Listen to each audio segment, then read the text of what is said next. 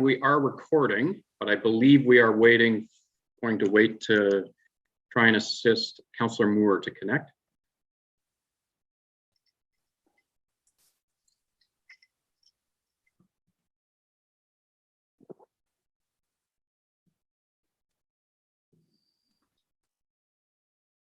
Mayor McFadden, I don't see her there yet, but we'll just give it another moment. And we are live, you're right.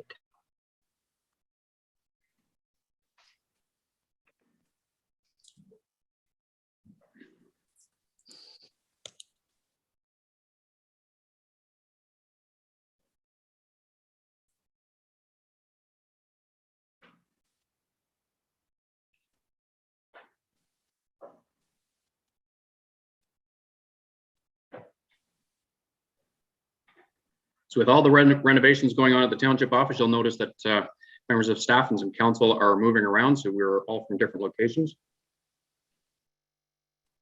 I do believe Wayne's in the house. He's not out taking this meeting from the new excavator.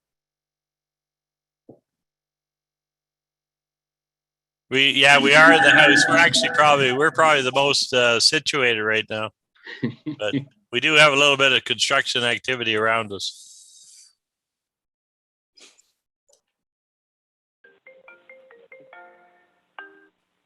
Excellent. Looks like we do have connection. Is that Councillor Moore? Yes. Okay, very good. Councillor Moore, can you can hear us, obviously? I can hear you clearly, yes. Okay, fantastic. Good. We will proceed then. Councillor Moore, if you need to speak or wish to speak, Madam Clerk, is there something on the phone for her to raise her hand, or should she just interject? No, there wouldn't be. To raise your hand, Councillor Moore, you press *9. Do you want to try that star right 9? now, Councillor Moore, just so I can see? *9. Okay. Yep. Okay. Yep. I can see that works, and then *9 again, I guess, to take it off. Okay. No. Through you, Mayor McFadden, I could keep an eye and just lower her hand when that occurs. Oh, fantastic. Okay. All right. So that works, Councillor Moore. If you need to speak or just raise your hand, *9, and we're good. Okay. Excellent. Thank you. All right. We will resume then our regular council meeting today. There was a report coming back from closed session. I will read the proposed motion, and that would be that council appoint Rob Swafield to Cabamonian Public Library Board and Brad Pathray to the Millbrook Valley Trails Advisory Committee for the balance of the 2018 to 2022 term of council. Can I get a mover? Deputy Mayor Graham, Councillor Huntley. Madam Clerk, recorded vote. Deputy Mayor Graham.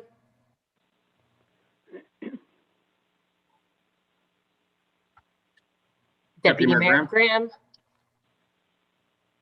It was my turn. My apologies. Yes. Councillor Huntley. Yes. Councillor Moore. Yes. Councillor Belch. Yes. And Mayor McFadden. Yes, motion is approved. We'll move now into our delegations. Item 7.1, Michael Flynn, bylaw number 2018-08, exception from noise bylaw. Ms. Page, do you wish to?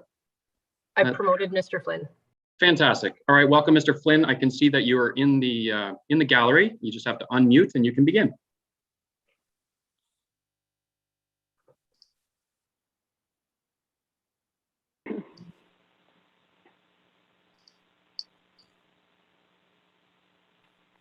Hello, can you hear me now? We can hear you. Okay. I'd just like to thank you for letting me take a bit of time and speak about this. May I begin? Absolutely. In addition to my accommodation request, I'd just like to add a few things. For the last 5 years, I've been living directly adjacent to Mr. Longo's business. Mr. Longo is known in this area for being a music aficionado, as well as a farmer and a barber. I want to recognize that he's been at that same location for decades, though he's only started broadcasting music outdoors within the last 10 or 15 years, as I understand. He and I have talked at length about our love of music. Nothing I'm going to say here today is an attack on Mr. Longo as a person, because I like him and I want to be a good neighbor to him. I'd like to talk about the outdoor loudspeakers. Shortly after I moved to Millbrook, the town implemented its own noise bylaw for the first time, and it modeled it after the city of Peterborough's. I don't know exactly what happened, but there was a point where the outdoor music was stopped because it's clearly an ordinance of a bylaw. And I know it become quite burdensome to several residents and businesses. Shortly after, people who I assume don't live and work in the immediate area started some kind of Facebook group supporting the music. And there was even a piece in the local media supporting it. And shortly after, the township added an exception to the law, which gave Mr. Longo special legal permission to play music on his outdoor loudspeakers, which meant that the projection of noise coming from that business again became part of the environment in my own home and place of work. I know council's heart was in the right place, but this solution didn't work for some of the people who live and work down here. After this decision, Mr. Longo had speakers installed on the back of his building so he could project music in the direction of those neighbors and businesses as well. I do audio and video production from home, and I also do a media transfer service, and that noise makes it impossible to do my work.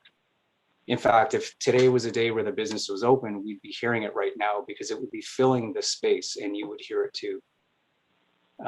Music is not like traffic noise or any other ambient background noise. It's different because it contains specific tone and rhythm, which activates the human alert mechanism in a similar way to an emergency vehicle or a barking dog would. However, those noises generally stop after just a few seconds. And if they don't, you know how troubling it can be. And eventually over time, that internal alarm system begins to cause serious health problems. As you can see from the copy of my delegation request included in today's agenda, I requested delegate status to discuss the negative impacts of this bylaw. I just want to express concern, which I trust will be reflected in the minutes, over the township's decision to publish in today's agenda a copy of my accommodation request, which I submitted to the township on the basis of disability in March. Although my request for accommodation addresses the same basic subject matter as my delegation request, the two documents are very different, and it's inappropriate and inconsistent with the law that my request for accommodation should have been published online and made available to anyone with internet access. The Ontario Human Rights Code has primacy over provincial and municipal legislation. I encourage anyone who's unclear about the responsibilities of respondent to an accommodation request to review the Ontario Human Rights Commission's policy and guidelines on disability and the duty to accommodate. This is available online. I'd like to move on again in the subject matter in my delegation request. Since moving here and being subjected to this for months and now years, I have developed two distinct medical conditions which can be brought on by stress and especially made worse by stress. These new health issues don't make sense to me. I don't drink, I don't smoke, I don't use drugs. I'm an avid swimmer and runner and have a healthy diet. And aside from this situation, I have almost zero stress in my life. One of these health issues in particular suggests my life expectancy likely won't be what I once had bargained on. So that changes things. I have to deal with this. People and businesses have moved from this area stating this noise is a factor. In fact, there's one moving right now, and I've thought about it too, but with the current market here, I can't afford to move. Plus, I don't want to have to move because of this. I like it here. And even if I did move, the next person is going to have the exact same problem. The township has received at least 5 letters in the past month from my neighbors and I regarding this issue. They were meant for council, but if they didn't make it to you, I'll try to make that happen. Please ask. I don't know what's in some of those letters, so they don't speak for me necessarily, but it's not just me looking for help with this. I've tried talking to Mr. Longo several times about this and in detail about how I'm not able to work with the noise being projected into my home. He points to the bylaw and says, I am allowed to do it. And fair enough, he is allowed to do it. Peterborough Police enforce law here as well. So last week I phoned and asked what would happen if a business in Peterborough installed outdoor speakers and played music and somebody reported it. The officer told me flat out, we have zero tolerance for noise in Peterborough. We would give that business a warning as they may not be aware of the law. The second time we would issue a fine.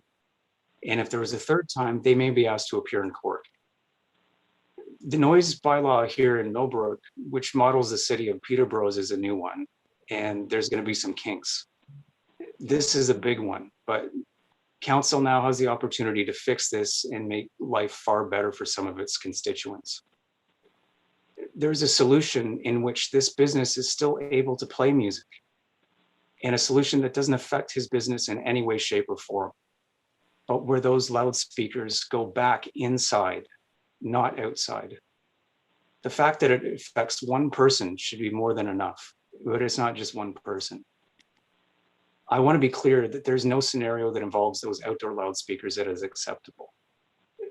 They're 30 feet away from me. If it's being played at any volume on outdoor speakers, it will come into my home and place of work.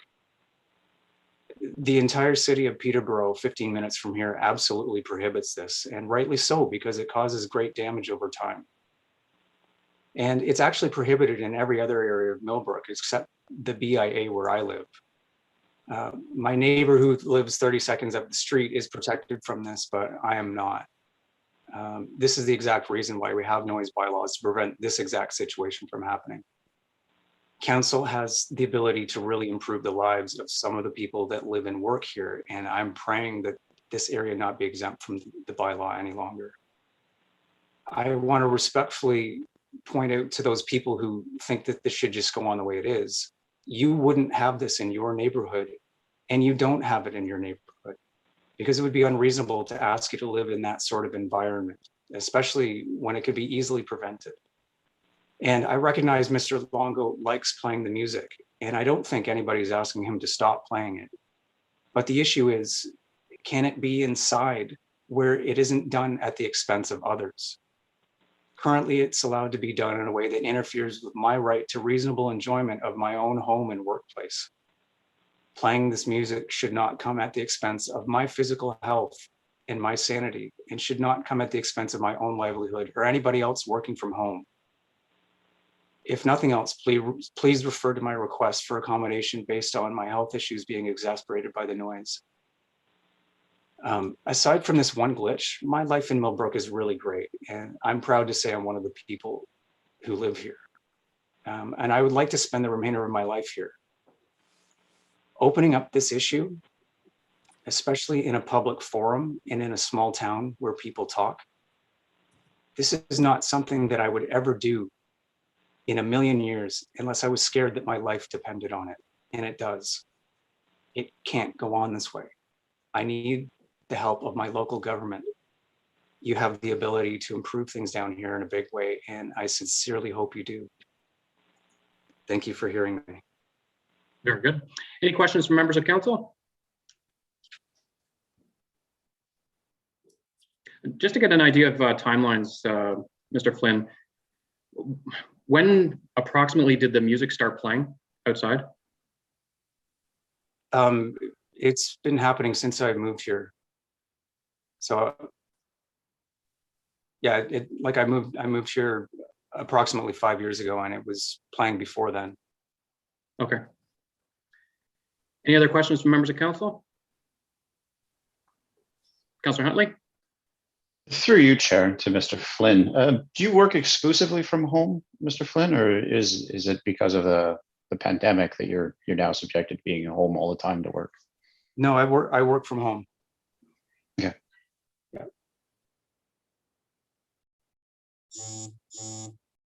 Okay. Does council propose we deal with it? Deputy Mayor Graham. Thank you, through you, Mayor. Thanks, Mr. Flynn, for the delegation. I'm not a lawyer, but I think you're absolutely entitled to, a staff reviewing the legalities of what you're proposing and what you're addressing. But I don't I leave it to them to do their due diligence and then come back to council with a report. So that's what I propose we as council do. But we do hear you, and we will definitely have to look into this matter a little bit more. And if there was a misstep with regards to publishing of the accommodation request, that was not our intention. It's just the structure of how we handle delegations with regard to providing council with the information. So nothing was intended by doing that, but we will look into that as well as a matter of format moving forward. So apologies if there was any misstep on that regard. Okay. Okay, I appreciate it. Thank you. Very good. Okay, we've got a motion then from Deputy Mayor Graham. Madam Clerk, do you need any different on the articulation? Or are you okay? No, I'm clear, Mayor McFadden. Very good. We've got a seconder. Councillor Huntley. Madam Clerk, recorded vote. Councillor Moore, Yes. Councillor Belch, Yes. Councillor Huntley, Yes. Mayor McFadden, Yes. Deputy Mayor Graham. Yes. Motion is approved. Thank you again, Mr. Flynn, for your delegation. Thank you for having me. All right. Our next item is the minutes of the regular council meeting held April 19th, 2021. A motion to adopt those minutes. Deputy Mayor Graham and Councillor Belch. Madam Clerk, recorded vote. Mayor McFadden, Yes. Councillor Huntley, Yes. Councillor Belch, Yes. Deputy Mayor Graham, Yes. Councillor Moore. Yes. Motion is approved. Next item is the Cabamonian Public Library Board meeting minutes of March 16th, 2021. Motion for those minutes. Everybody's fighting to get their hands up today. We got a Councillor Huntley and a Councillor Belch. Okay. Okay. Madam Clerk, recorded vote. Councillor Huntley, Yes. Mayor McFadden, Yes. Councillor Moore, Yes. Deputy Mayor Graham, Yes. and Councillor Belch. Yes. Motion is approved. Next item is report 10.1, report finance 2021-07, Central Square Solutions Agreement, Diamond with Ms. Pope. Thank you, Mayor. Through you to the rest of council, I have before you the agreement to be signed by the Township of Cabamonigan to enter into an agreement with Central Square. This is for the replacement of our financial software, moving from Keystone over to Diamond, including Virtual City Hall. So therefore, the bylaw is before you for consideration today. Very good. Questions from members of council?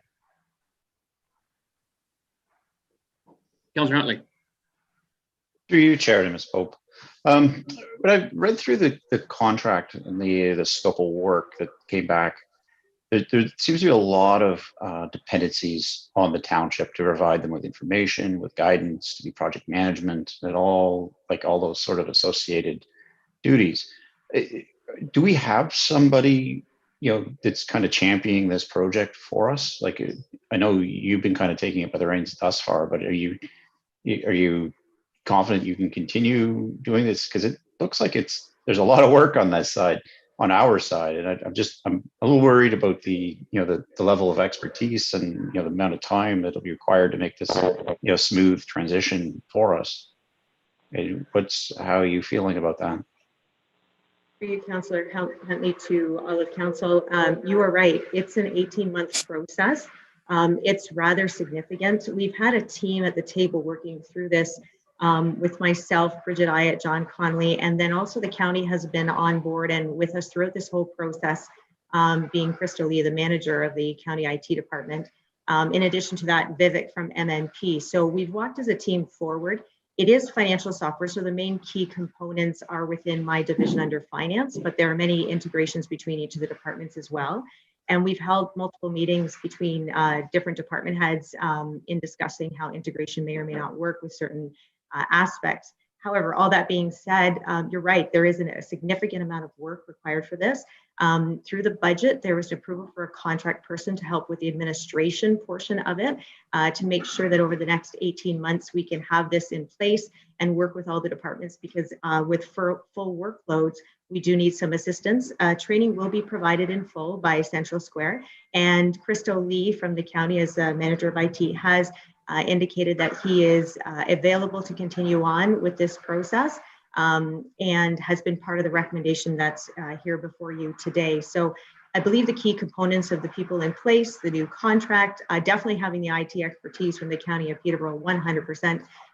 It does get facilitated through Christo, but he does have a team behind him. So I feel that we're well supported. And then in addition, we've been working with John from Central Square, and we'll be moving over to a project manager and a team within Central Square that will work with us as well. So This is quite a daunting task. It's not necessarily something that every treasurer looks forward to doing, but we definitely need to do it to get online. Keystone did advise us a number of years ago that they weren't able to go online. They were no longer going to support any further enhancements to the program.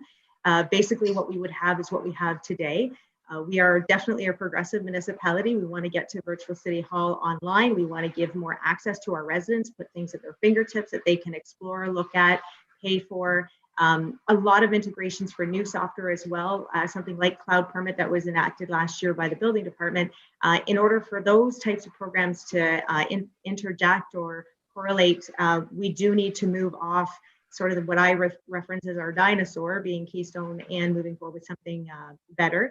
I do have some comfort in knowing that Selwyn has gone through the same process.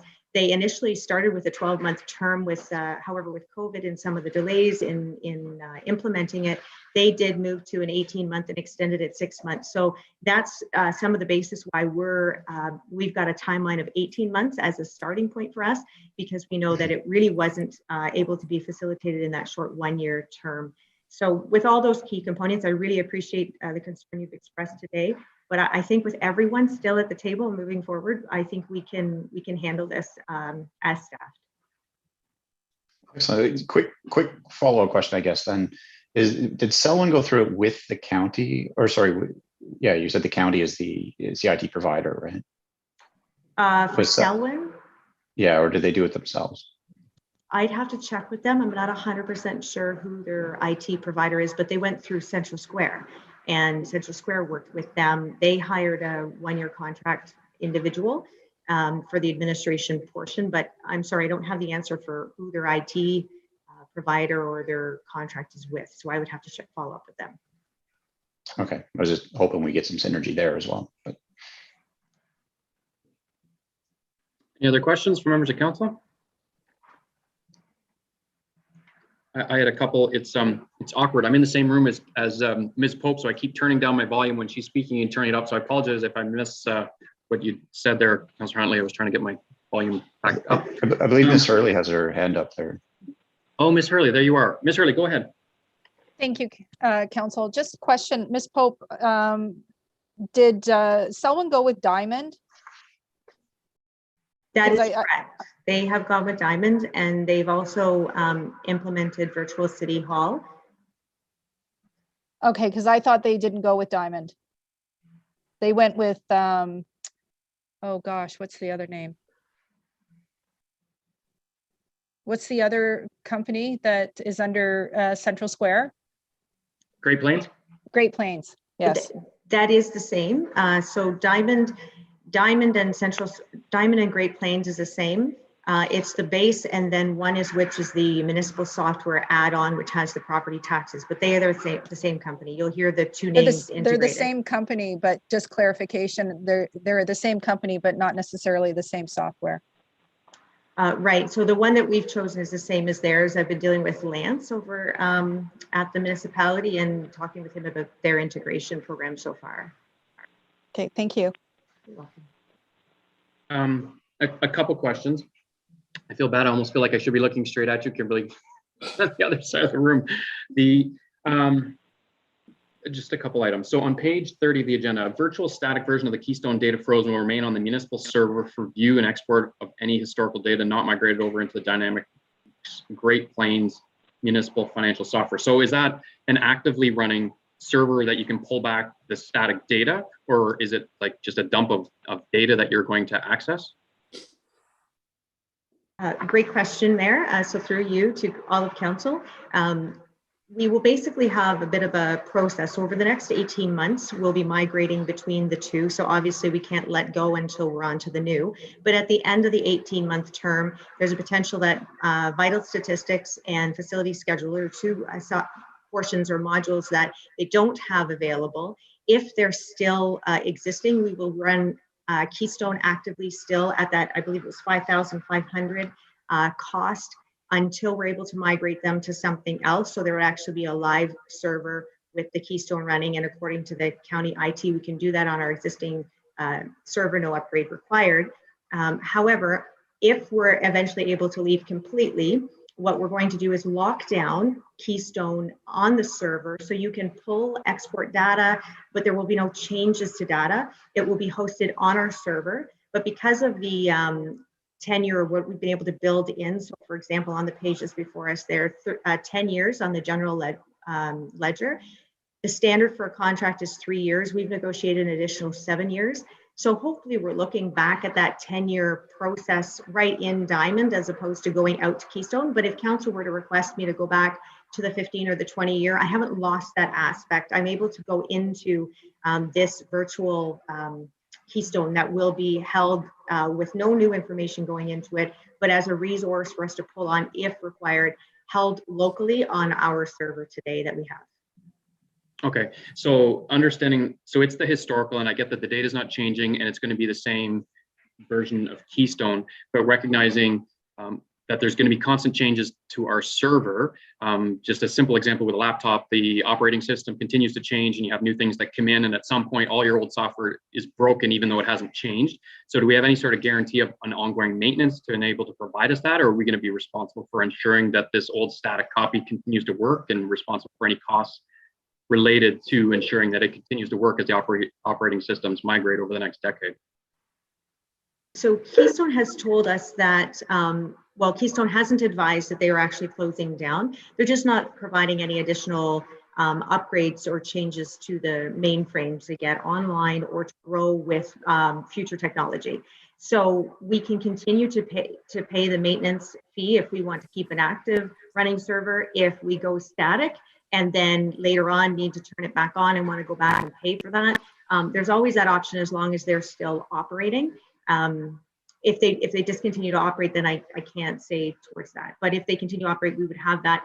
Our plan is that we will get off of them eventually. We just need to allow the 18-month time and the opportunity for the two departments to look into vital statistics and facility scheduler before we can go to that static model. And we might have better information at that time whether or not we're going to continue to provide Keystone publicly or if it will be discontinued in the future. And then more specific to each of the individual departments, as an example for the cloud permit, I guess I'll look to, is Kyle's there.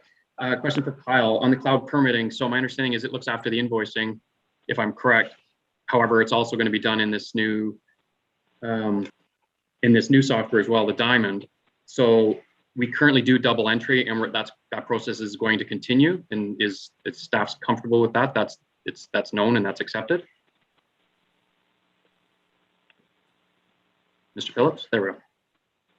Sorry, I'm just in the back. You in a closet. I got work going on here. It's a little too loud. Yeah, through you, Mayor. Status quo right now is that we are doing our own invoicing. There is more functionality out of cloud permit that we could do, but I think it'd take a more integration than what we're currently at.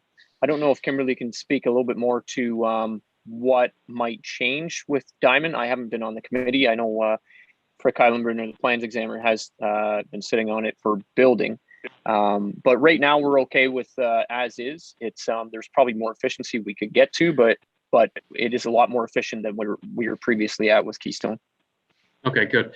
Then question for Mr. Allison. So with the online booking and what's going to be required in order to do the facilities management and the booking, are you comfortable moving ahead with this new Diamond in that it's not going to be integrated? I haven't had much experience with it yet. We are forming a committee to get more information on it going forward. Okay, Ms. Hurley?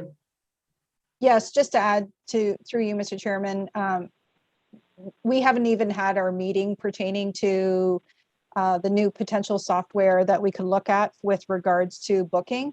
So it's very preliminary for us at this time. We understand, as Ms. Pope has identified, that we can continue with Keystone at this moment while we investigate what other options are for us, but it's too premature for us to actually comment on that at this time. Okay, and then what, I recognize that it might be premature to look at the options, but do we have costing on the options? Through you, Mr. Chairman, I have no costing, no. Okay, and then what about file hold? I guess this would go back to the clerk's department. File hold, the integrations to take place? Do we know what's involved or costing or timelines? Through you, Mayor McFadden, we have had multiple meetings with the file hold team as well as the Diamond team to look at what the integration looks like, but it is still very preliminary. So we are just working as a team to try to make the integration go smoothly. It looks like it's probably going to take a connector, but we do have another municipality in Ontario that's already working with them. So we hope to piggyback on their knowledge and expertise and make the integration go smoothly. Okay, and do we have any idea then from costing from that other municipality as to what we're looking at? Roughly $9,000. I believe, Ms. Pope, if you want to correct me, I believe it's about $9,000. Yes, correct. The cost for that municipality to integrate, there hadn't been a program written before for the integration between FileHold and Diamond in order to keep all of the invoices, etc., in the FileHold software. So they went out on their own and have developed it. They used Diamond since 2006, and this is the preferred method that they wanted. We were told by their finance director it was about $9,000 for them to implement, but once it's built, we will be able to purchase it at a lesser cost going forward. So I don't think 9,000 will be our cost. I'm not sure what our cost would be on that if we decide to go that way. If we want to use the workflow that's already in Diamond and store the invoices there, as opposed to FileHold, there's already integration built within Diamond for that purpose, but it doesn't satisfy holding the documents over in FileHold. So if we do use it, there's definitely going to be a cost, but I don't believe 9,000 is our cost. That was their cost to develop and work through everything. Okay, and would it be worthwhile getting some of these costs into the contracts up front, as opposed to once you've committed $311,000 into this project, we're kind of over a barrel in that this is our price and there really isn't an alternative at that point? Through you, Mayor, to Council, it won't change our costing on the Central Square side. It'll just either add or subtract on the other side for all the other aspects. So we have to get the base, the GL, the property tax base. We have to get those things in place so that those other programs know what they're working with. But we can pause if that's what you want to do and just see what other, if you want to allow opportunity. But I just don't know timeline on how long it'll take for them to look at it. We were thinking the 18-month implementation period would give a substantial amount of time to allow to look into these programs. There is some integration with CSV files able to download from certain software packages and being brought in to reduce some of the double entry type of things and a lot of improvements that we're expecting through this program. But without putting in the base, it's really hard to look at those other pieces. I know, for instance, for the facility scheduler replacement, which is your online booking program, those companies that develop that software for program registration, rental of facilities, rental of space, they actually have full integration where they do all of the actual payments, collection. Booking is a type of company that is one of the ones that are listed on the list that they provided to us that you can integrate data back to the GL and Diamond, but they're all sort of standalone units and they don't affect the Diamond side of things. One of the other aspects is public sector citywide. We had purchased that. One of the key components here as well is making sure that we can bring that data over, and we're going to be able to without building an add-on. It's an export and then an import. So similar to what we do today with our EasyPay software, at the end of every payroll cycle, there's an export out of details and an import into Keystone to recognize that in the GL. So some of those enhanced abilities will come with Diamond with regards to our payroll being more streamlined, but also citywide. And so until we get moving forward, some of them are hard to pinpoint, but the facility scheduler will be one on its own that can be looked at separately. Vital statistics is a little bit different. That's a database of information, but not necessarily to try to come across and then integrate into the financial software, but it's more a database that they've used over the years and how they're going to move forward, just maintaining that same information and adding to it. Very good. And then moving forward, if we're going to do these integrations with the third parties, is there some sort of communication that's going to go between Diamond and these third parties so that when new upgrades to the Diamond software take place, that the integrations, if they're not going to be broken, that there's a look ahead so that the integrations are completed prior to the implementation of the upgrades? Otherwise, you're going to be constantly playing up the update, and you're going to be constantly paying the third parties to rebuild their integrations to the core. Some of that I can speak to, primarily as an oversight. The County of Peterborough IT is working with us through this and coming to each of the meetings to make sure that they can provide their expertise in those areas. We still have the sales manager per se, that John that we're working with over at Central Square that will work with us. And then our new project manager over the next 18 months will be directly involved with us for all of our conversations with our integration, et cetera. We do have a certain amount. That's why the scope of work had changed from December till now, is just the scope of work as those discussions were continually ongoing and more things were identified to try to capture making most of these integrations work within the current contract, but it just doesn't explain for the unknowns. We don't know what's coming for some of these other aspects, so it's hard for us to pinpoint dollars at this point in time, that's all. Okay, very good. So I think I've gone across most of the departments. Maybe Mr. Conley, I haven't touched base with you. Is there any departments specifically that have any concerns or any unanswered questions that need to be resolved before we move ahead with the $311,000 commitment? Through your worship to the rest of the council, I think one of the things that, again, we've touched on a number of these things as a committee sitting down with Kimberly and Bridget. We've looked at some of these costs when Cloud Permit was brought on last year. We looked at the work logistics, what had to be done from a building perspective. Again, as Kyle had indicated, some of that integration will happen later on. The only thing I would add is that we are also looking for, if it's looking at funding and cost containment, we are looking at other pools of money as they become available to be able to access or source those funding sources to help offset these costs. But again, the discussion that we've had with Filehold and with another municipality have been very, very productive and passing on their learnings. It's been helpful in terms of shaping what you have here today and also going forward. Excellent, very good. All right, I've asked all my questions. If there's no further questions, then we got a motion for recommendation before us. I have a mover. Councillor Huntley, second. Deputy Mayor Graham, Madam Clerk, recorded vote. Councillor Belch, Yes. Deputy Mayor Graham, Yes. Mayor McFadden, Yes. Councillor Moore, Yes. Councillor Huntley. Yes. Motion is approved. Thank you very much, Ms. Pope, and to everybody else that sits on the committee. And please pass along our thanks to the County of Peterborough for those that were involved as well. It's certainly been a lot of work in this entire process. And it's not easy. And a lot of this is above all of our heads to try and get all of this stuff to work. We know our daily responsibilities and our actual jobs, but when you get into the IT and all the intricacies of all the various moving parts, it's not easy. It's very stressful. And there's a lot riding on these decisions and the implementations of this software. So thank you to everybody for all your hard work to get us to this point.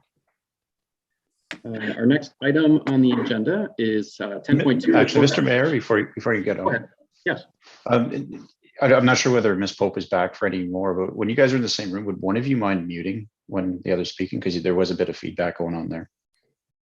Yeah, I'm trying to turn my volume right off. Oh, and Kimberly's muted now. Okay.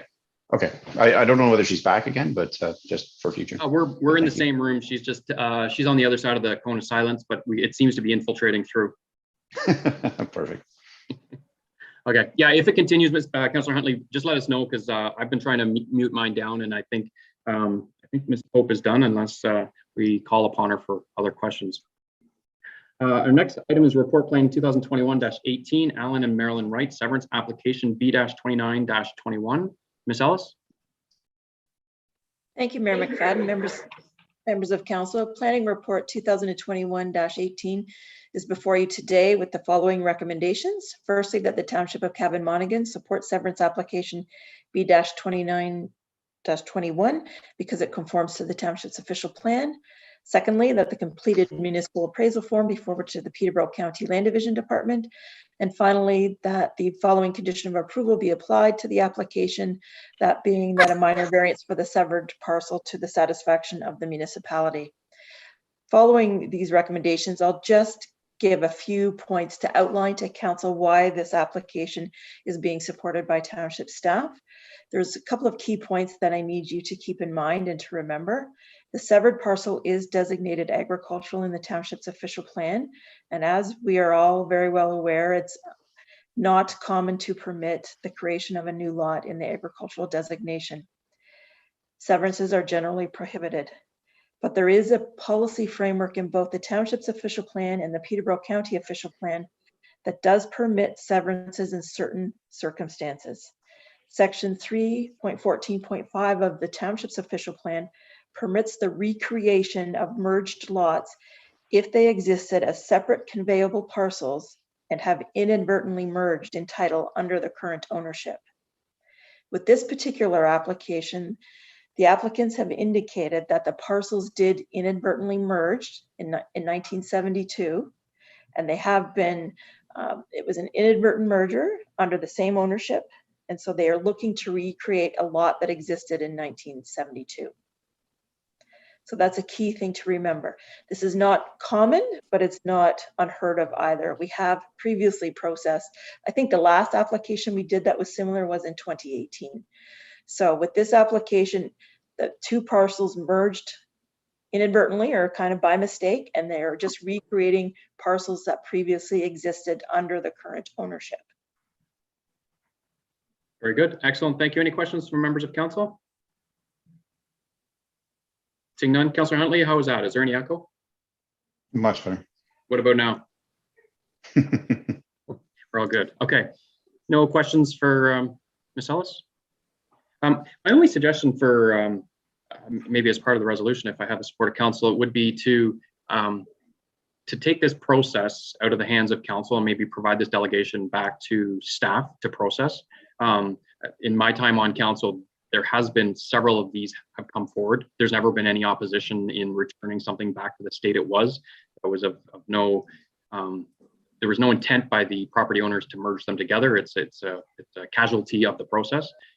So there's never been any opposition that I'm aware of during my 10 years on council, and it's one of those things that I believe we can streamline. So maybe if we could include that in for consideration as part of a staff report that would come back for that delegation of authority, if staff was comfortable with that, I would like to see that added to the proposed resolution, unless the clerk wants it as two separate.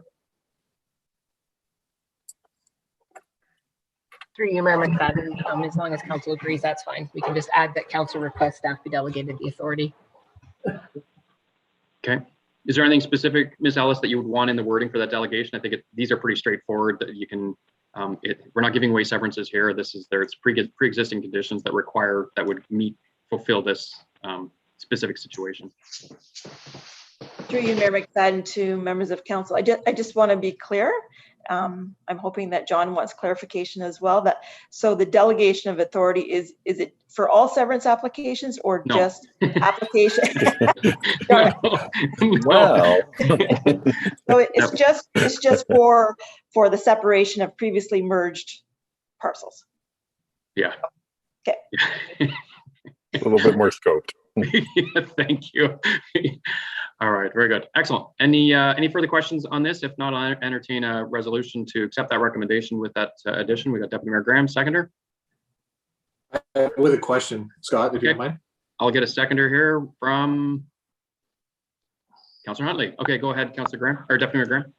Sorry, just Ms. Ellis, is there any other circumstances other than bereavement which would merge these sorts of properties, just so we get a full understanding of the delegation powers that we're yielding in this point? I just out of curiosity, I had to learn about the bereavement process and understanding how it pertained to this lot, but I just didn't know if there are other circumstances in some sort of back pages of legislation that might create this similar sort of instance.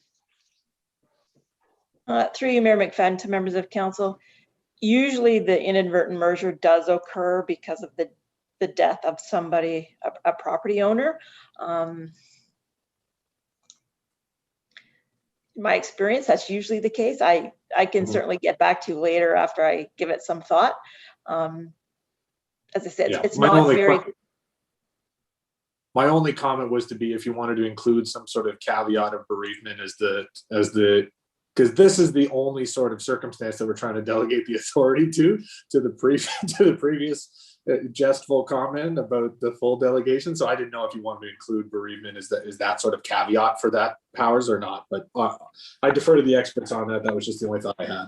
Okay, and I don't think so, because I think in light of some estate planning that takes place before somebody passes, sometimes the lawyer will pull us back and say, hey, you realize you only got one piece of property here, not two, and they try and do it prior to the bereavement.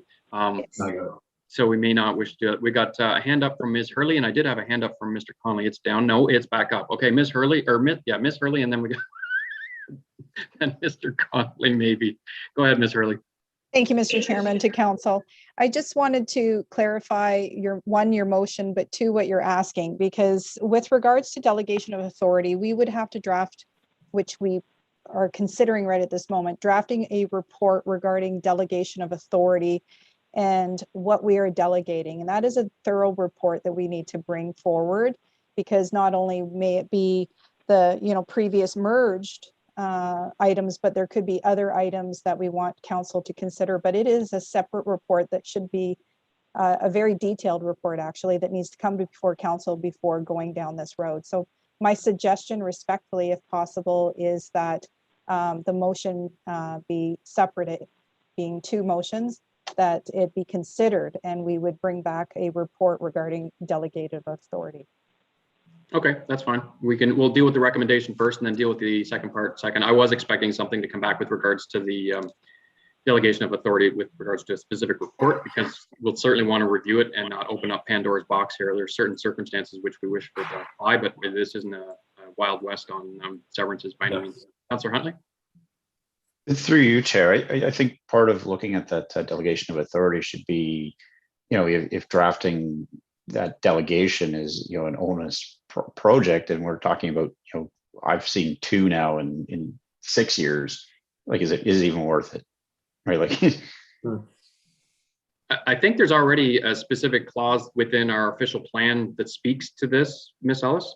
I'm envisioning that it's pulled out because that seems to encapsulate, and that's why this qualifies under our official plan. Ms. Ellis? Yes, through you, Mayor McFadden, to members of council, we do have a specific policy in the official plan. As I referenced, section 3.14.5 talks about splitting properties that inadvertently merged. So that gives us a policy framework to consider recreating lots that were separate, legally conveyable lots under the current ownership. So that was my intent, was to pull that out and make that the staff report, and essentially, rather than when that specific clause kicks in and nothing else, that it's going to come back to us with a recommendation to move forward based on that clause. I don't see that necessarily has to come back to council for full discussion on just implementing the clause that's already in our official plan. Mr. Conley, you did have your hand up. Through your worship to council, I was obviously in jest when I was looking at the idea of looking at other opportunities for delegation. All of it would be with the idea of not usurping council's authority, but again, looking at how we can work more efficiently, effectively that way. To add to the conversation that Deputy Mayor Graham had talked about, in a previous life, I had to bring a similar type of issue to cabinet, provincial cabinet, because it was a result of a divorce, and it's part of the settlement. Two properties that just happened to touch each other were basically merged under common law and had to go to that process. So it's only, in bereavement, in estate planning, divorces, things like that, which are inadvertent sort of legal mechanisms that somehow bring these together into common law, that we would want to disentangle that. Again, not with the idea of creating more lots and greater intensity in rural areas, but just something to clarify any clerical errors. Thank you. Very good. Okay, so we're only going to deal with that first. I think that first recommendation. Is the mover and seconder okay with that? I believe it was Deputy Mayor Graham and Councillor Huntley. You okay with just dealing with the recommendation before us first? Mayor McFadden, I think Councillor Moore is trying to speak. Okay, Madam Clerk, recorded vote then on just the recommendation. Sorry, Scott. Is it okay to speak? Kathy's looking to make a comment. Oh, sorry, I had my volume turned down. Okay, go ahead, Councillor Moore. That's okay. That's okay. You people are discussing it as if it's only ever happened on the death or divorce or whatever. But I know for a fact at least two people I know of, properties have merged, and they were merged by accident through whoever does it, and both had to pay to separate those properties again, and there was no death. It was simply a merge, and when they went to separate the property to sell, they couldn't. They had to.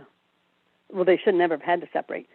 When they went to sell their property, they had merged together, and then they had to pay to unmerge them. And I don't understand the difference here, how that could happen without a death. Like that's my only concern. Like I just it must happen more often than not. It can't be just just a couple times. And I just don't know how we would word it so that it's going to be merging by mistake. It should be either on-merged easily for everyone or for no one. Like, I don't understand it. Like, I'm probably confusing you. If I Ms. may, Hellis? Mayor McFadden, through you, Mayor McFadden, members of council, to Councillor Moore, you're quite right. So the policy in the official plan does not speak to properties that are just affected by a death. The policy speaks to those properties that have inadvertently merged. So sometimes it has happened in the past in Cavan Monaghan where I don't want to blame the legal profession, but some lawyers have not done their due diligence and they've put properties in the same name, then they automatically merged. So we try to tell people if they're going to be purchasing adjacent lands, make sure you keep it in a different name. Make sure you keep it in a different name. We emphasize that point. So it does happen, Kathy, for sure. And the policy in the official plan does not speak to just those cases that are affected by a death in the family. The policy would be equally applied to all inadvertent mergers that happened under the current ownership, regardless of how it happened. Okay, so the two that I know of, that I definitely know of, they both had to pay to separate their properties. So why would that happen then and not now? And not that I want these people to pay. I don't mean that. I just don't understand how it can work one way and the other and not stay consistent. I just Through you, Mayor McFadden, to members of council, to Councillor Moore. So these people are paying as well. They are going through the severance process. So they have paid the required fee to Peterborough County, to the Conservation Authority, and to the township. So they are going through the exact same process in terms of recreating the original lot. So it's just to help them skip a step, like to make it easier by not having to have us go through it for them. That's correct. The process would be the same, through you, Mayor McFadden. The process would be the same for the applicant. It would just potentially save a step in that staff could review the application, make a decision, and report back to Peterborough County without having to bring a report to council, waiting for the council cycle to go through. So it could conceivably save a little bit of time. Okay, thank you. Okay, very good. All right, we have a motion on the floor for the original recommendation. We do have a mover and a seconder. Madam Clerk, recorded vote on the recommendation. So just to confirm, Mayor McFadden, we are only sticking with recommendations 1, 2, and 3, or we are not adding a fourth that council. We're going to do that as a separate resolution. Okay, so this one, your mover is Deputy Mayor Graham and Councillor Huntley. So Deputy Mayor Graham, recorded vote. Yes. Councillor Huntley. Yes. Councillor Moore. Yes. Councillor Belch. Yes. And Mayor McFadden. Yes, motion is approved. Next motion then deals specifically with that clause. Ms. Ellis, is there a particular way you wish to have it noted? Through you, Mayor McFadden, to members of council, that staff be directed to include the delegation of authority for applications under section 3.14.5 of the official plan be included in the delegation report. Very good. Excellent. Ms. Hurley and Mr. Conley, you okay with that? Yes, Mr. Chairman. Yes, I am. Okay, very good. We have a mover. Deputy Mayor Graham, seconder. Councillor Moore, you okay to second? I'm okay. Yep. Excellent. Okay, Madam Clerk, recorded vote. Councillor Huntley.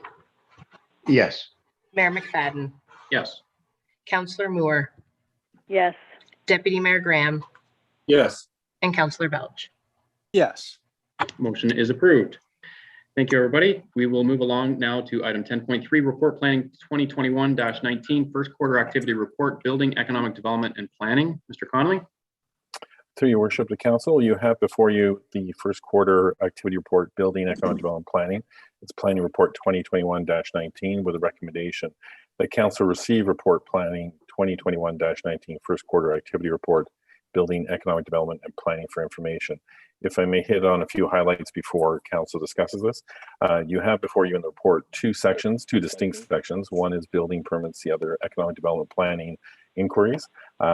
In looking at the information, the supporting information that's provided as an attachment, you'll see that we are on track in terms of building permits. We have 56 this quarter as compared to 40 of this time last year.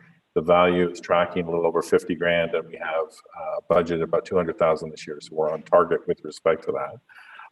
On the economic development and planning inquiries, you'll notice that there's a significant increase. What we have here is that quarter over quarter this year versus last year, we have essentially 4 times the number of planning inquiries.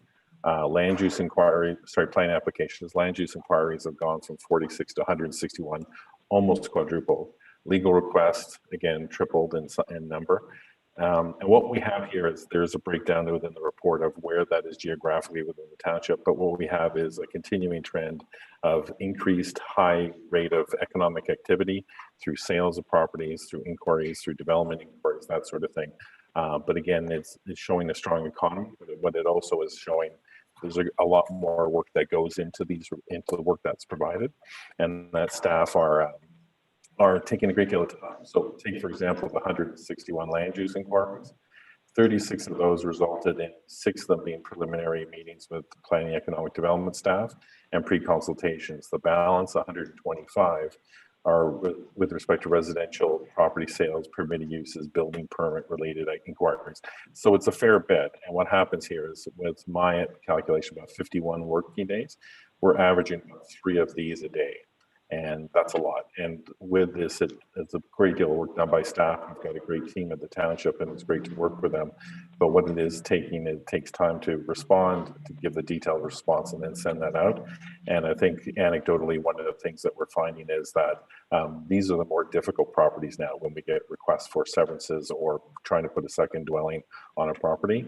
There's a little bit more work that goes into this. So I just wanted council to be aware of the activity, but on top of that, the complexity that's increased as a result of that. But again, staff are doing a great job. The team is doing really is very good in terms of providing responses and detailed responses at that. Very good. Any questions from members of council? Councillor Huntley? Through you, Chair, and it's great, and staff is doing a fantastic job. Like my question is the 55,000 that you're talking about for permits issued. I mean, last year you were at 69,000, so we're actually like 20% off in terms of dollars collected, compared to last year. And I think the report that you put on page 93, I'm not sure if you meant to put this report, because this looks like last year's report, not this year's report, but it shows the previous year of 171,000. So that's 2 years ago versus almost 70,000 last year to the 55,000 that we have this year. So we're on a definite decline in the number of dollars coming in with the revenue flow for these permitting activities. Through your worship to Councillor Huntley, Kyle is on board and he can answer any specific questions, but what I would say is it wasn't an error in terms of providing that report. What we have is that information in that attachment on page 93 and beyond that was basically generated by Keystone. So again, that older system, the first attachment was talked about this year's building activity is through cloud permit. We'll be working on a more polished version for council, but 2 years ago was heightened. Last year was a very busy year. If you recall, a lot of that work was out of the build out of Tower Hill South.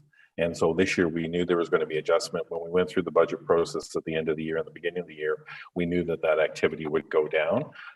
What we have done is we budgeted accordingly. I think last year we had budgeted 200 grand, came in at just under 500,000. This year we still expect about 200,000, and we're on track to do that a little bit more. But you're right, this year is different than last year with the number of new dwelling units.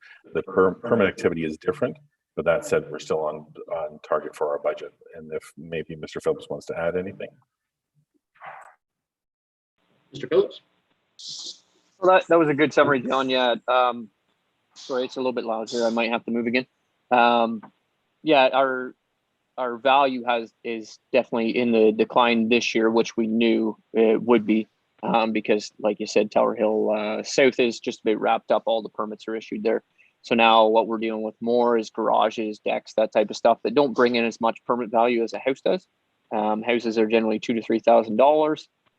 So they make up a big portion, whereas you'll see the last 2 years, there was lots of single family dwellings in there, industrial stuff like that. Just to speak to the reporting, it isn't clean right now, and it is because two things. This is our first year having cloud permit. So we still are configuring how that report generates, and we don't have a previous year to generate from that one software to do the comparable. So we did have to go back to Keystone to generate a comparison there. And the only way it does generate in Keystone is a year to year. So it's showing 2019, 2020 with the Keystone part and 2021 with cloud permit. So it is a bit confusing, but overall we are we're on track for what we budgeted and what we assumed this year would be. Okay, sounds good. Excellent. Any other questions for Mr. Conley? Seeing none, then a motion to receive that report. We got Councillor Belch and Councillor Huntley. Madam Clerk, recorded vote. Councillor Moore, Yes. Councillor Belch, Yes. Councillor Huntley, Yes. Mayor McFadden, Yes. and Deputy Mayor Graham. Yes. Motion is approved. Thank you, Mr. Conley. Our next report is a joint report between Mr. Hancock and Mr. Conley. Report Public Works 2021-08 Municipal Sign Bylaw. Who wants to start? Thank you, Mr. Mayor. I'll lead off, and I'll have John maybe add to my comments. First of all, the recommendation before you is that council approve the municipal sign bylaw number 2021-28. Council may remember that we reported on this in December, and we brought forward a draft bylaw at the time for information. We then went through a survey process in which we went to the public to ask if there are any comments, and that survey is attached to this report with the comments we did receive. As noted in the report, 7 comments, 5 in favor, 2 were against. Fairly limited amount of comments, and we have then put together the municipal sign bylaw. I wanted to mention that not only John and I have worked on the report, Karen and Kyle have both provided great input, and my clerk, Chris Banduca, has been the keeper of the system. So he's the one that's been preparing a lot of the documentation that you have before you. So that's kind of a staff effort in trying to get this before you. This is a fairly, the township has not had a municipal sign bylaw up to this date.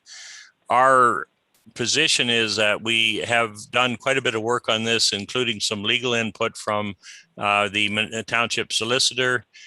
We did review a number of things that were raised, including the fine amounts that we had for the illegal signs and signs that were put up without a permit, etc.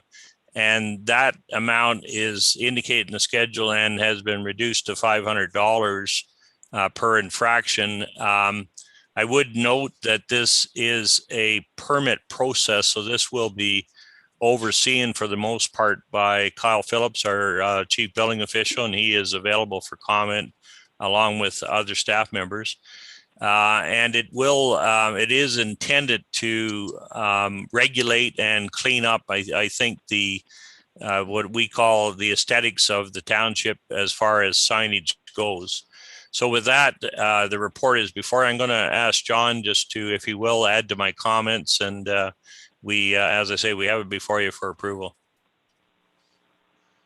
Through your worship, the councillor, not really much more to add. I think, as Wayne had indicated, it's been a team effort with really good input from Karen and Kyle himself in terms of having to be the one who's going to be dealing with these permits and enforcement. So good insight to that. We've looked at other jurisdictions and looked at how we could not reinvent the wheel. But again, I think what you have before you, it's had public input, it's had good team effort, and I think at the same time it reflects what we consider to be a workable bylaw and permitting process. If there were refinements along the road, I think that's the kind of thing we'd like to revisit a year down the road and see whether or not from those learnings what's worked, what hasn't worked, and then maybe look at some enhancements. But I think it's a really good effort and well captured by Wayne's comment. Very good. Any questions from members of council? Deputy Mayor Graham. Thank you, Mayor. Through you. Just a question. I brought this up a long time ago when this was first, I guess, commencing. But I was curious about the illumination component. I think it's on page 115-12 of the actual bylaw. Just with regards to the illumination of a sign shall not spill beyond the face of the sign, such as that light interferes with the enjoyment of neighboring lands, etc. I mean, this is obviously going to be something that's complicated to enforce and vary probably from sign to sign. And I know there's been lots of communication about the signs that currently exist in the municipality in that regard. I guess my question is that, so from the interpretation of the illumination portion of the bylaw, is there some sort of wattage or brightness, or how is that, whether if I have a very bright sign that's very brightly lit up and expels that light outward from it so that it can be seen at night, obviously, like, is there some sort of restriction on the ability to do that? Because I know that's been an issue for a few of the more tech or advanced tech signs that we have in the municipality. But I'm not sure if that would be light that would arguably spill beyond the face of the sign because the light is from the face of the sign. So I know that there's been other rural municipalities that have come up with creative language to limit and restrict that sort of, voltage or brightness moving forward. So I just wanted to know if there was any sort of clarifications on the interpretation of that portion of the bylaw.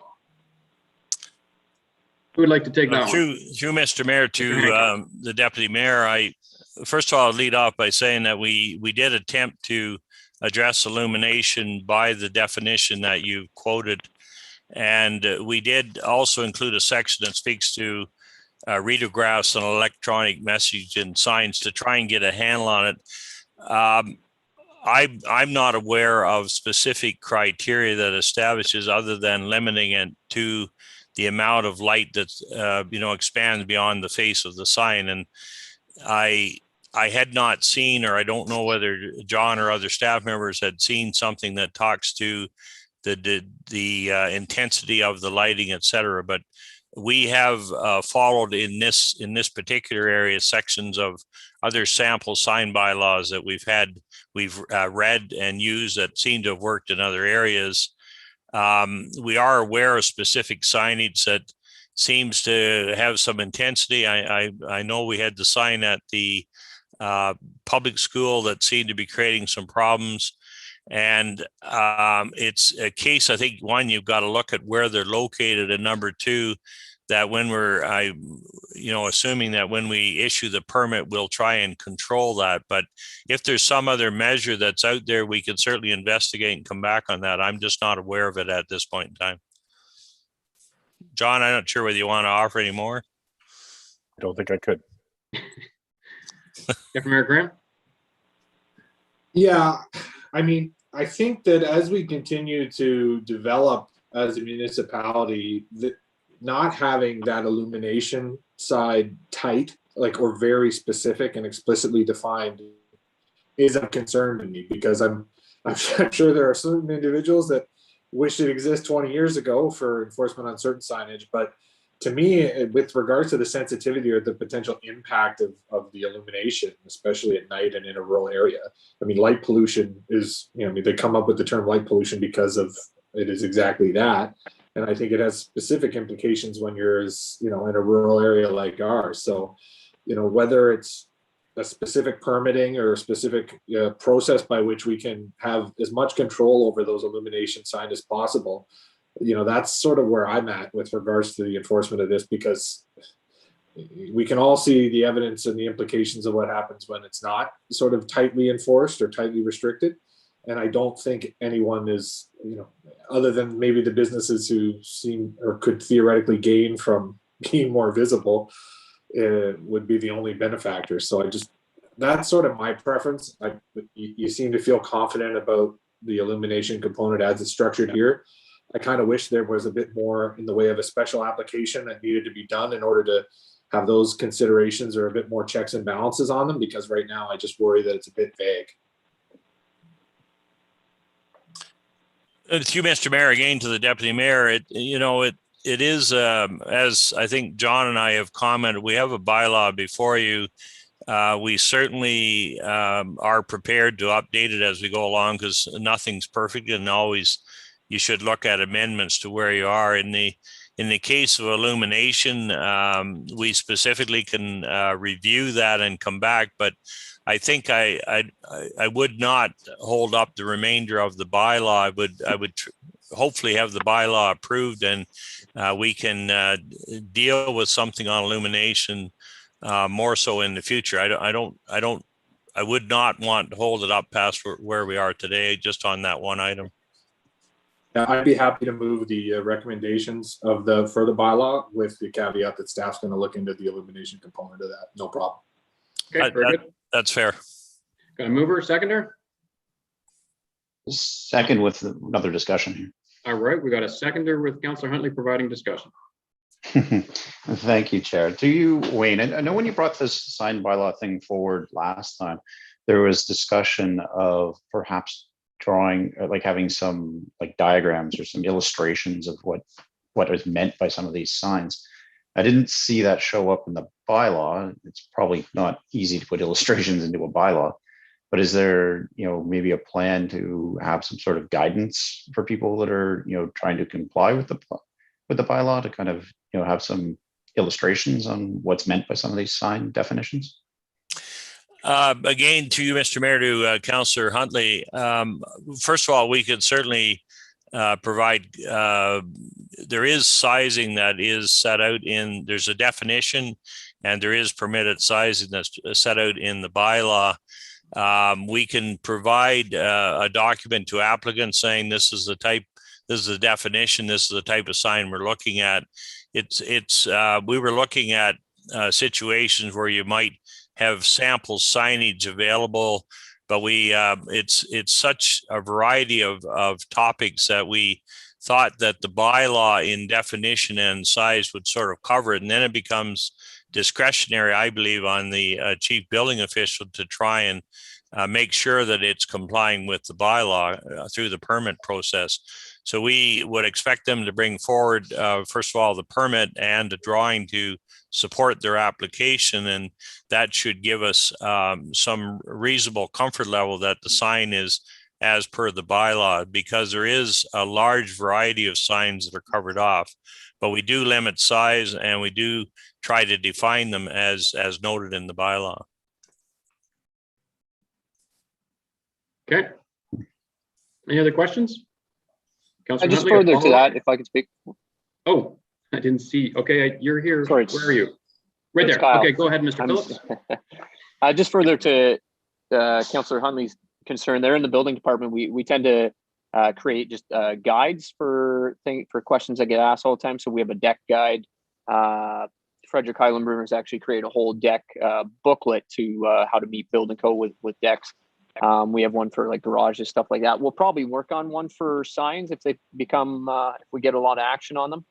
Just a guide to, like you say, different types of signs and stuff like that. So we've already kind of thought of doing some type of guide if it is something that seems to be necessary for people to understand what's all in the bylaw. Excellent. As always, you're one step ahead of me. Fantastic. Any other questions from? Oh, absolutely. Go ahead. Mayor? Go ahead, Councilor. Thank you. Just one question. This is a one-time charge? This isn't going to be something the person has to pay every year? Through Mr. Mayor, sorry, to Kathy, we did look at an annual renewal. We have not got that in the bylaw, and it is a one-time charge. So we're not expecting that there would be an annual charge to renew a sign. It is basically a one-time charge. And then of course the legibility or aesthetics of the sign would be enforced through the building department. Okay, thank you. And just for clarity on that, so if it's a billboard, as an example, it's one time for the billboard itself. It's not every time the advertiser changes.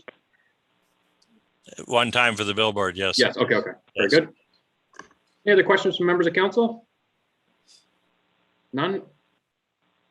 Madam Clerk, do we have a mover and seconder for the recommendation? Yeah. We do, but I'd like to see clarification on the second component. What I have currently through you, Mayor McFadden, to Deputy Mayor Graham, is that staff follow up on the illumination component. I just don't know what the follow-up means. Do you want to report back? Do you want to wait and see how things go over the next year? If I could just get some more clarification, unless staff is clear with that.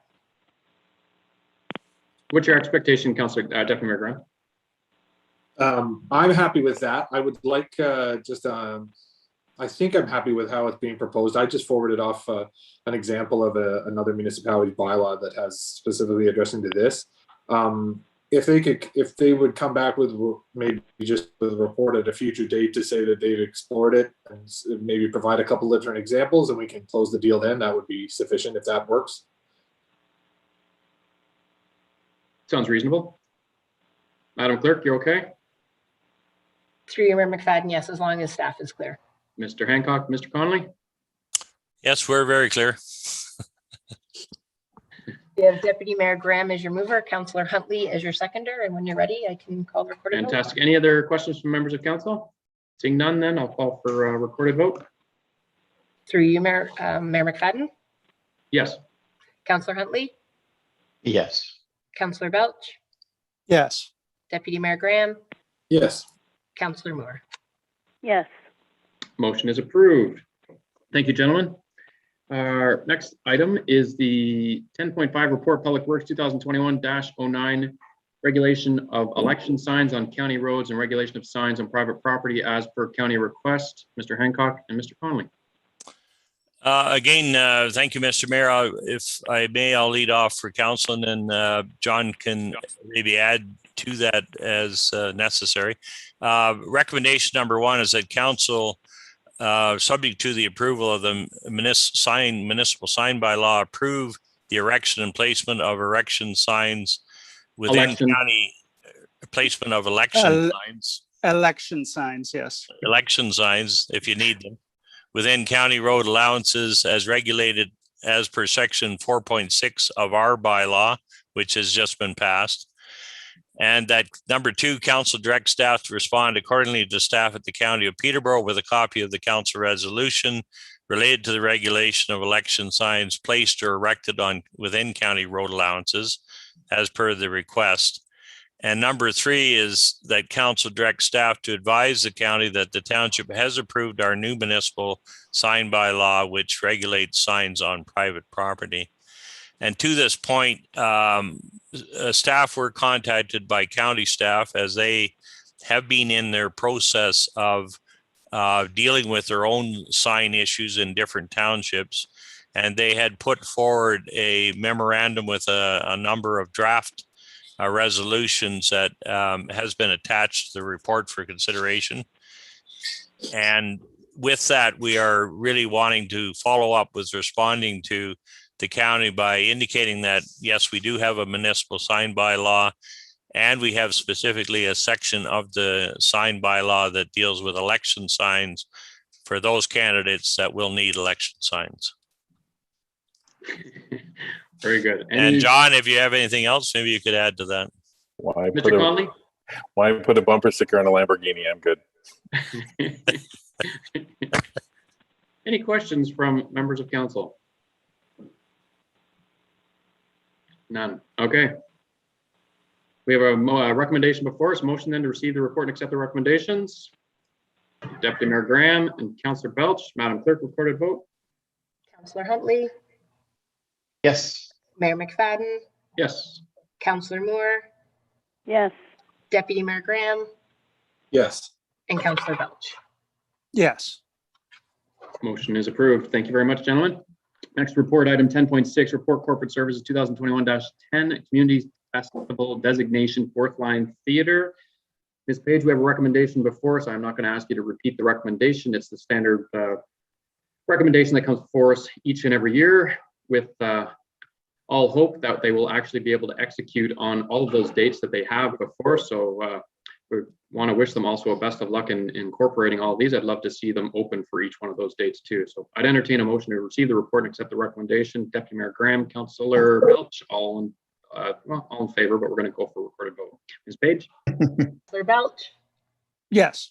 Deputy Mayor Graham, Yes. Mayor McFadden, Yes. Councillor Moore, Yes. and Councillor Huntley. Absolutely. Thank you. Motion is approved. Next item is report Parks and Facilities 2021-01 replacement capital purchase of Wayne's old trucks. Go ahead. Good afternoon. I have before you Parks and Facilities 2021-01. Recommendations are that council approve the funds of an upset limit of $50,000 for the replacement of the 2009 Chevrolet Silverado truck 303 under capital GL 0247193910, and the council declare 2008 Dodge pickup Public Works 108 and the 2009 Chevrolet Silverado truck 303 surplus, and authorize the Parks and Facilities manager to dispose of the vehicle according to the township's capital asset policy. Parks Department has two trucks. One's a 12-year-old, one's a 13-year-old truck, which are both requiring extensive mechanical and body work. Staff has searched dealerships for non-light, white, half-ton quad cab or crew cab, 8-cylinder 4-wheel drive truck.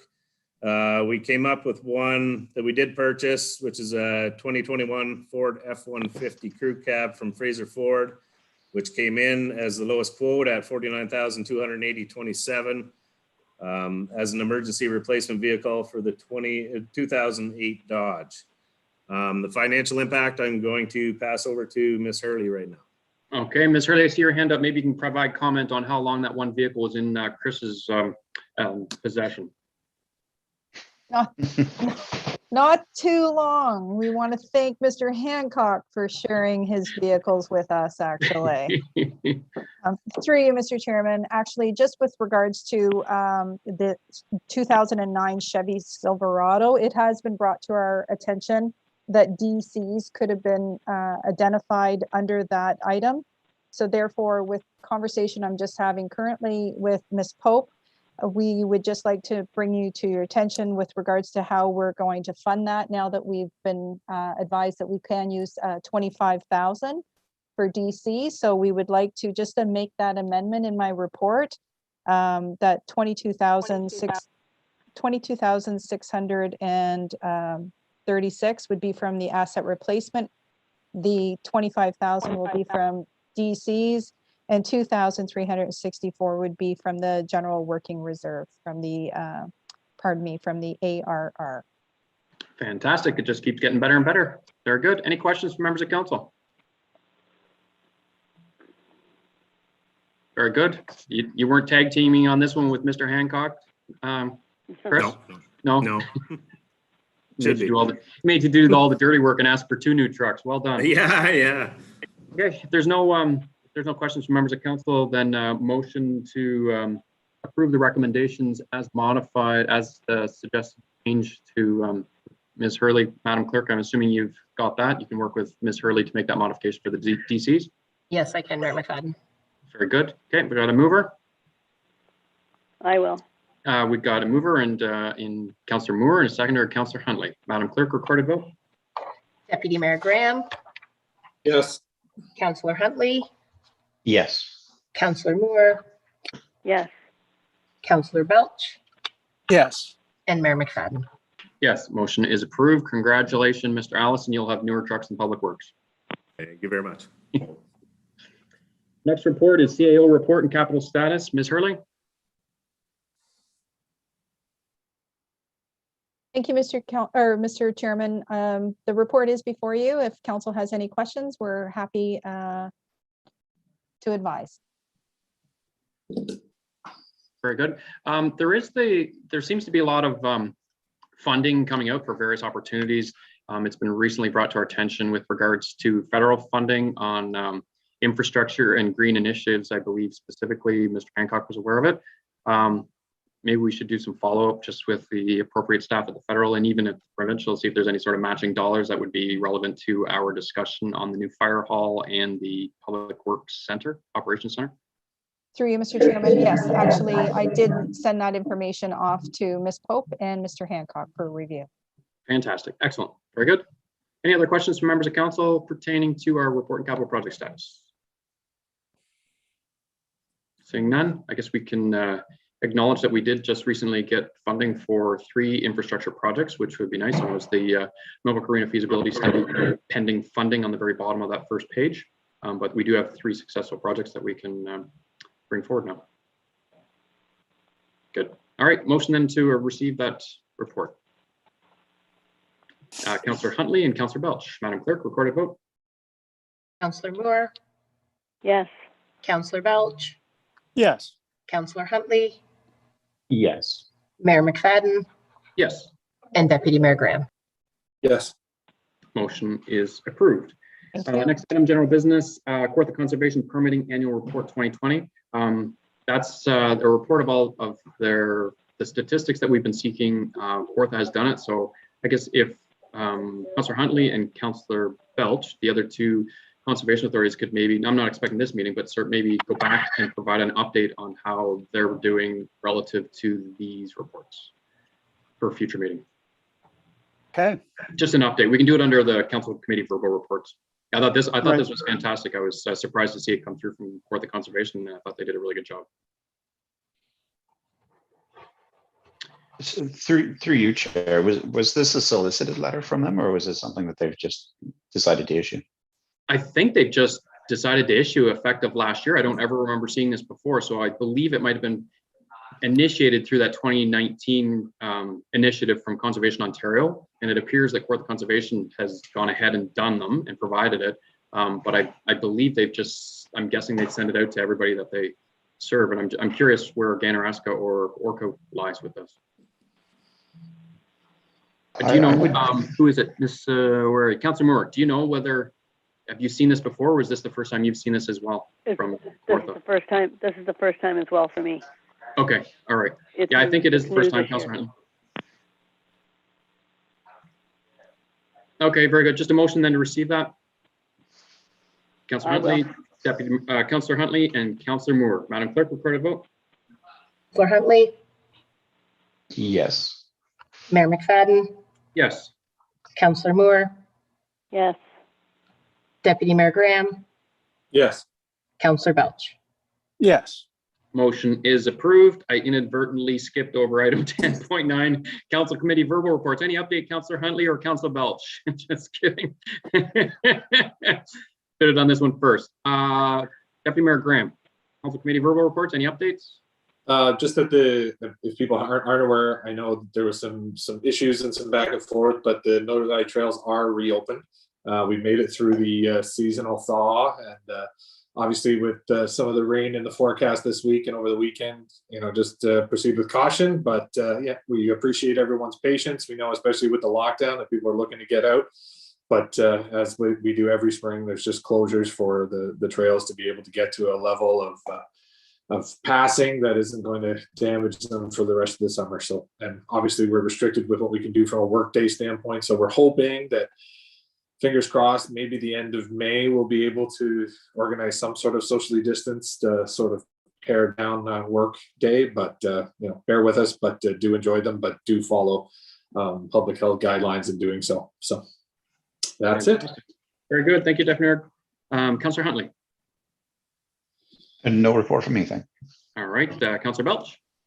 No report from me at this point. Councillor Moore. From the library board, they just want me to pass on that their electronic resources are still seeing strong usage, approximately 24% increase year over year. There was a letter forwarded to council, which about the questions asked of them. The library is engaging an independent consultant to assist with their strategic plan, and that they bid farewell to Sally Potts, who's been on the board and is moving elsewhere. And that's everything. Very good. And just for an update from policing, maybe refresh my mind. Ms. Hurley, I believe the city of Peterborough has dealt with the approval for the city police to provide us with the cost estimate. So we are awaiting that. There's no update further than that, is there? No, through you, Mr. Chairman, to council and the public, we are expecting a proposal to come forward and a presentation on the 17th of May. Fantastic. Deputy Mayor Graham, did I see your hand go up? Yeah, sorry, I forgot to include it, but it wasn't pertaining to Miller Valley Trails, but I just wanted to take the chance to thank staff and the representatives from Peterborough Public Health for the successful clinic that was run earlier in the week.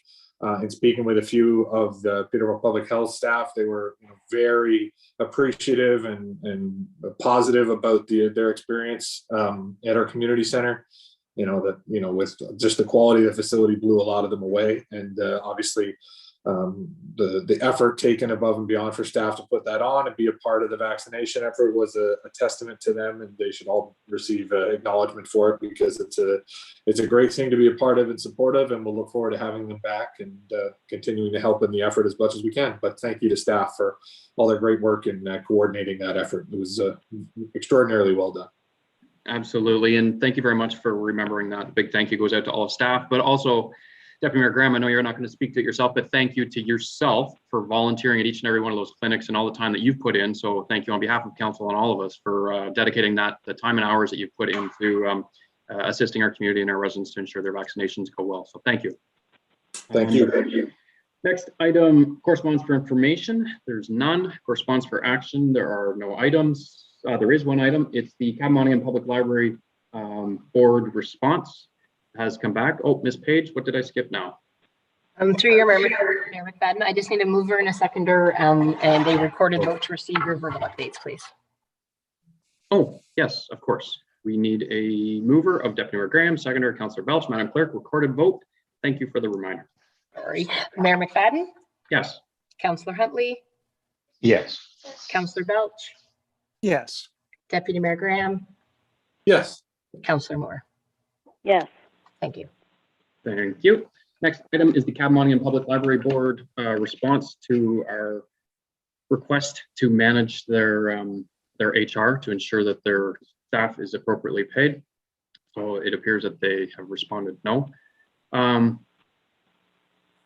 guess I have a few questions. They keep tossing it back. I'm not sure why they keep tossing it back as if it's something that the municipalities take care of. But I got a couple questions then for our for Ms. Pope, because I know Ms. Pope does the payroll.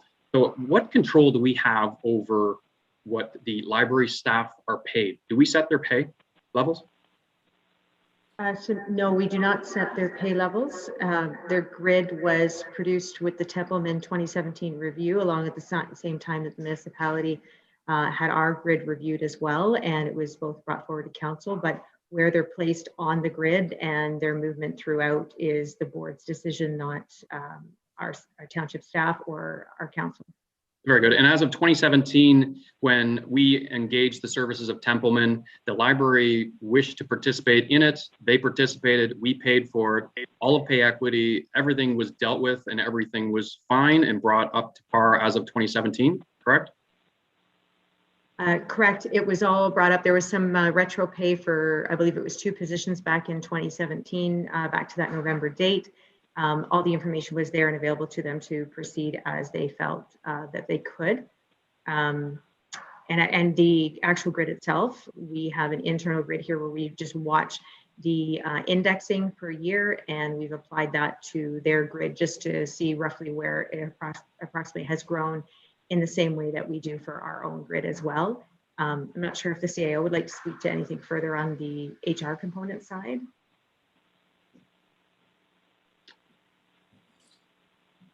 Through you, Mr. Chairman. No, Ms. Pope did respond correctly to your question, Mayor McFadden. Okay, very good. And so at any point, the library board can engage the services of whether it's Templeman or an outside group to do a review of their own pay equity if they believe that they've got issues, and they can set their own pay grids and they can set all of this status. That is all within the library board's control, correct? Through you, Mr. Chairman. I'm not sure if you're addressing Ms. Pope or myself, but it is up to the library, yes. I Very believe good. that through the budget process, they were seeking council's support on that. Of which, if I understand correctly, it's not council to give them support. We deal with monies, but we don't actually provide them direction on whether they need to do a pay equity. That's correct. They were actually asking through the budget process for additional funds to make adjustments that they believe is necessary, what they believe it for pay equity adjustments. Very good. And Ms. Pope, how much money does the library have in reserves currently, roughly, based on our last budget? Sorry, so right now the 2020 audit review is ongoing, so I don't have those numbers, but I can give you the 2019 financial statement numbers. So at that time, the working fund was $25,088. They have a donation and fundraising reserve of $5,856, and then an IT hardware replacement reserve of $6,000. So the total reserves would be $36,944. And then they had started a new initiative reserve of another $9,363. Very good. Okay. So clearly, A, we know it's within the board's ability to direct any pay equity or any studies or engage any consultants. B, there's significant amounts of monies that are in reserves and available strictly to the library board to employ. I understand from the last update that there's a strategic plan that they have decided to prioritize and bring forward. So they are clearly directing those funds to be used for their purposes. So quite frankly, I'm appalled that A, they've recognized that there is an issue with their pay for their staff that they control, and B, that it continues to come back to us to deal with their internal matters. We've asked to take it over through HR so we can address it, which they've declined. So I would look to council to, in support of a resolution, to refer this matter to legal, because quite frankly, I'm very disappointed that they haven't chosen to address this very serious issue. Mover, Deputy Mayor Graham, seconder. With a question, Mayor. Yep, second. Councillor Huntley, go ahead, Deputy Mayor Graham. Through you, just a question. One of the things that kind of stood out to me in the letter is the statement about being legally unable to accept our motion. And yet I see this cited portion of this various act, but I don't see what specific legality of unable to accept the motion from council. I don't understand. There's no legal justification in the letter that I can ascertain, but maybe I'm wrong. But I was looking to potentially the CAO if she might be aware of the legality that's being alluded to. But in the light of that language, then I would, that's hence my supporting of the motion. Ms. Hurley? I'm not in a position to comment on their No. letter at this time. If maybe you're just seeking, from a board perspective, maybe Councillor Moore, was there anything, I mean, they say to Deputy Mayor Graham's point, legally they can't, but none of us are clear legally what part of it can we even fix or address that they legally believe they can't support. To be honest, I honestly don't know either. Okay. And that's fair. I'd be That's making up a fair. story. Yeah, no, that's fair. Any other questions? Councillor Huntley, did you say you had a question as well? No. Okay, it was just Deputy Mayor Graham. Okay, Madam Clerk, recorded vote. Councillor Belch, Yes.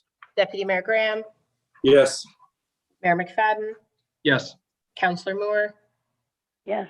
and Councillor Huntley.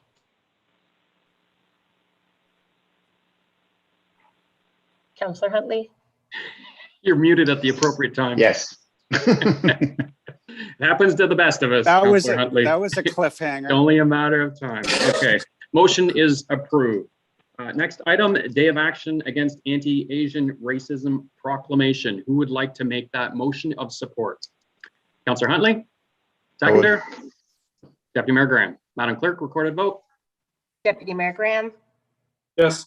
Councillor Huntley, Yes. Councillor Moore, Yes. Councillor Belch, Yes. Mayor McFadden. Yes, motion is approved, proclamation made. Item 13.3 is a letter from Deborah Lukechuk, action required on nuisance noise in the middle of downtown. We had the delegation earlier. I would recommend that we receive the letter and forward it to staff. Deputy Mayor Graham, Councillor Huntley, Madam Clerk, recorded vote. Councillor Moore, Yes. Councillor Belch, Yes.